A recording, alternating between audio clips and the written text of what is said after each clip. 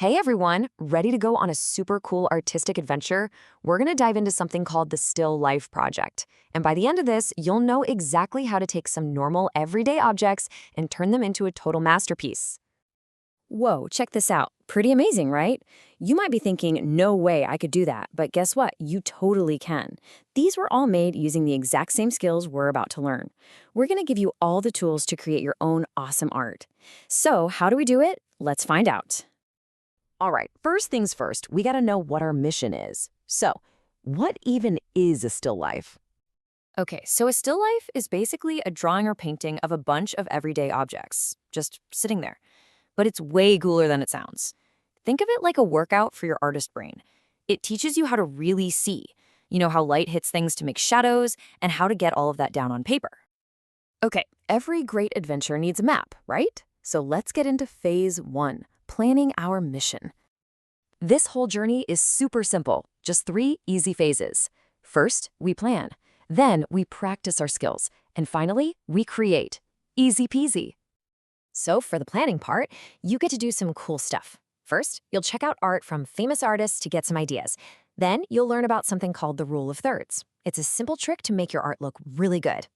After that, you'll set up your own scene with your own objects and do a quick sketch. This is basically your treasure map for your artwork. All right, phase 2.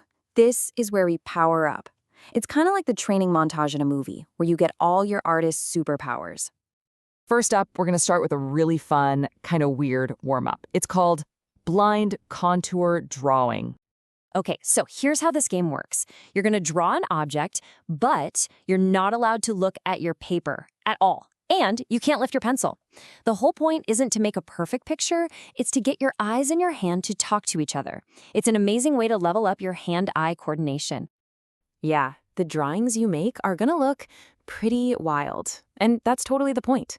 This isn't about making something pretty. It's about training your eyes to slow down and really see every little line and curve on an object. Okay, you ready for an awesome artist secret? Like a trick that the pros use all the time? It's called the sighting technique, and it's a total game changer.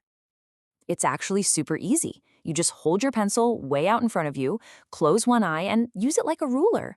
You can measure stuff like, is that bottle 2 pencil lengths tall? Or how wide is it compared to how tall it is?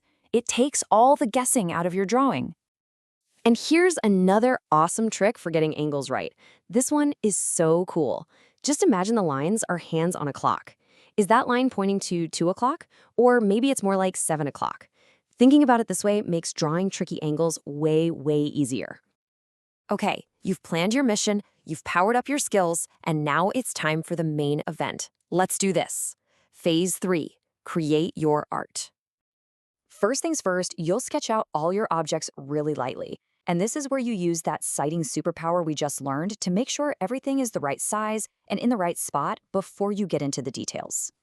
Next up is shading. This is the magic step that makes your drawing go from flat to 3D. When you figure out where the light is coming from and add in your shadows, your drawing will literally pop right off the page. And finally, the best part, adding color and all the little details. You're going to build up your colors layer by layer to make everything look rich and real. This is where you really bring your masterpiece to life and make it totally your own. So there you have it. That's the whole adventure, from a blank piece of paper to an amazing work of art. You've got the map, you've got the superpowers. So what story are you going to tell with your still life? It's time to go create.